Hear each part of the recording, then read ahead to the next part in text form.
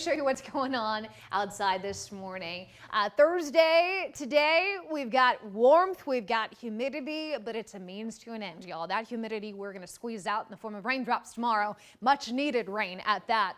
Live look outside, Santa Rita Ranch camera there in Liberty Hill. We've got cloud cover, obviously. Temperatures significantly warmer than yesterday by a good 5 to 15 degrees, depending on where you're at. That leaves us here in Austin at 71. That is much warmer than the 59 normal we should be looking at this time of year in the morning. The dew points, again, largely responsible for the bump in humidity, the bump in temperatures. Yesterday, this map was showing you 40s. This morning, dew points are in the 60s on the high end of the scale here, with more of an east-southeast wind today. About 5 to 10 miles per hour. Won't be very strong, but it's the wind direction that's important. I tell you all the time, and that more southerly component brings up that Gulf moisture.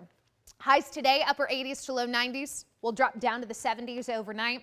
There's an itty-bitty rain chance possible in our far eastern counties today, 10% or less. I don't expect it to reach the Austin Metro or the Hill Country, but I think it's possible we see 1 or 2 spot showers bubble up out towards Bastrop, Fayette, maybe even Lee and Caldwell County.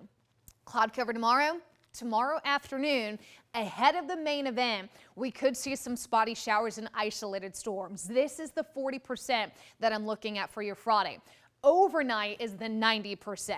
In the Hill Country, starting 9, 10 o'clock at night, into the Austin Metro around midnight, 2, 3, 4 a.m. in our eastern counties, and then kind of a little bit of a question mark as to just how fast this cold front brings all that rain and storm activity out of here. Because if it lingers, then we won't see this second round come in behind it. But if we hit sunshine and all that rain is gone by 8, 9 a.m. Saturday morning, this is looking much more likely that we're not just going to get 1 run, we'll get 2 rounds. So that's what we're still kind of trying to nail down.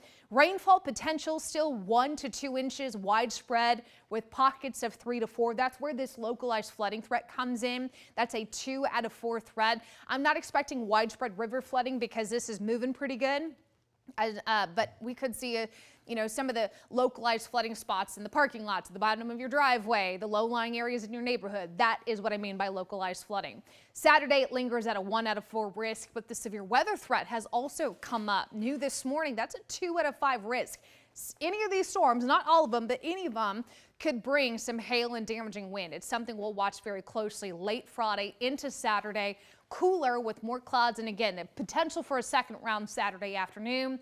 Quiet Sunday, Monday, Tuesday and Wednesday. Another strong cold front, dry, but look at what it does to our temperatures. We're down to the mid-70s, a little cooler than normal just before Halloween. We'll send things now over to Erica.